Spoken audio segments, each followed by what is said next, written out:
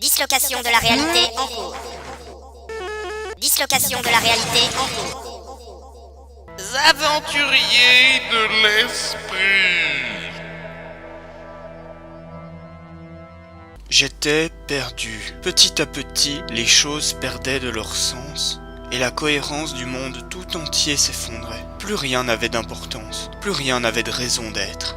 Les unes après les autres, je remettais les choses en doute. Les gens existaient-ils ? Est-ce que moi-même j'existais ? Tout était devenu négation. Je m'accrochais au fil que Monsieur Descartes m'avait tendu. Je pense, donc je suis. Et donc je continuais à exister, errant, flottant dans le vide du nihilisme.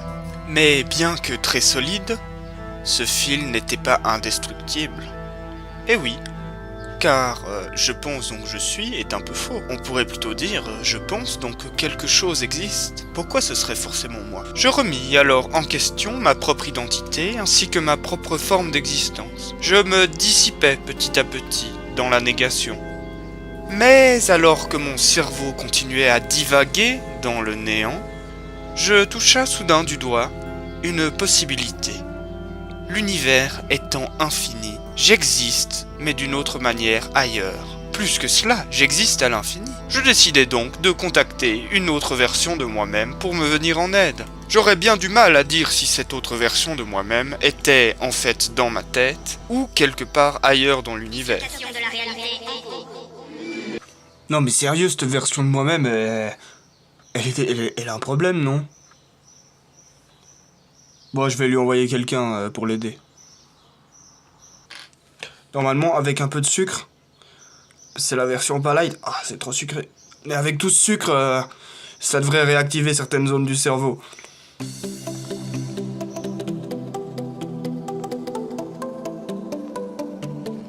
J'entendis soudain une étrange musique et je vis un appareil argenté s'approcher de moi. Non mais attendez, là on voit le mec qui tient le vaisseau, c'est quoi ce bordel ? Enfin bref. Une trappe s'ouvrit et je fus happé à l'intérieur de l'engin. J'ai un chouette vaisseau, hein. Ah, t'en fais pas, c'est pas moi qui l'ai fait, hein. Nous on vole les trucs. Bah ouais, on est simple, on va pas se faire chier à inventer des trucs. Non, c'est un vaisseau fait par un autre starbé de la paranoïa critique, là. Mais il est cool quand même. N'est-ce pas ? Ça, c'est le générateur de simplicité. Grâce à lui, on arrive à prendre les choses comme elles viennent. Et du coup, y a pas besoin de cohérence entre les choses. Et y a pas besoin non plus de chercher des rapports complexes entre les trucs. On les prend comme ils viennent. Et du coup, ça nous permet de naviguer dans le nihilisme sans avoir à se faire des attaches avec les scientifiques et tout ça, là. J'avoue que le type qui m'accueillit à l'intérieur du vaisseau me parut d'abord un peu con. Mais bon, il était gentil. À mesure qu'il me montrait le fonctionnement de son appareil, il m'expliqua comment il était capable de naviguer à l'intérieur du nihilisme. D'après lui, le système de classification de l'origine des informations, que j'utilise habituellement, était faux. Il m'expliqua que l'ensemble des informations de l'univers était la conséquence d'une information perçue du monde extérieur.